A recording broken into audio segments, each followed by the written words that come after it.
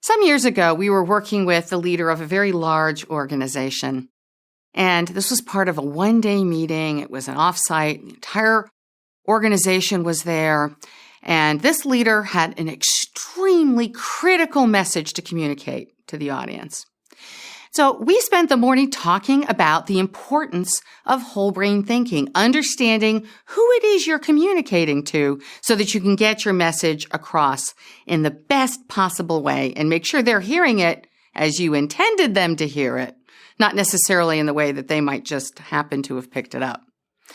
This leader came to us because he was preparing his speech for the end of the day, and we were supposed to have lunch with him. And he said, I am so sorry. I cannot have lunch with you today. I've got some work to do on my speech. And we said, well, so what's going on? Is there anything we can do to help? And he said, well, actually, I realized in listening to what it was you were talking about this morning that my presentation was actually speaking to myself. I was actually talking to myself. And all of the content was designed in a way that I think is best.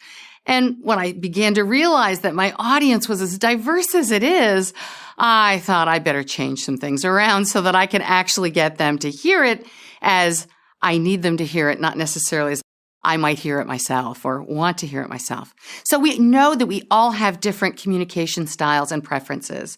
When you don't know who your audience is, or you know that you have a very diverse audience in this case, what can you do? Well, here are 4 things you can do to ensure that you're hitting all of those areas and you can get your message across.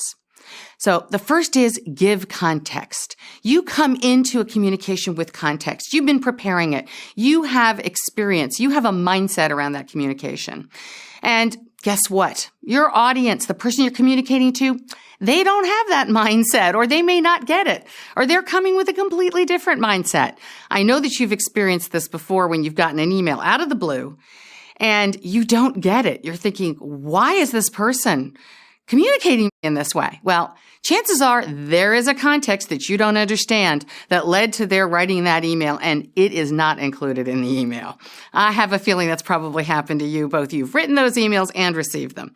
So give context so that you understand and that you can clarify for yourself before you communicate and for the listener what it is that is your focus. What's going on? Why are you communicating? Give them that big picture context. Next, give them an agenda. Let them know exactly how long this is going to take, what it is that you're trying to accomplish, whatever is appropriate for the format. Don't just kind of wing it and jump right in. So often we jump into giving the data first, and people do not have the context and they don't really know where you're going with it. So giving a very high level agenda will help people kind of understand what to expect. So context first, then the agenda. Next, you can then dive into the content of what it is. Is there data that you need to share? Are there facts that are important? Now people are going to be able to understand them in the framing that you really desire.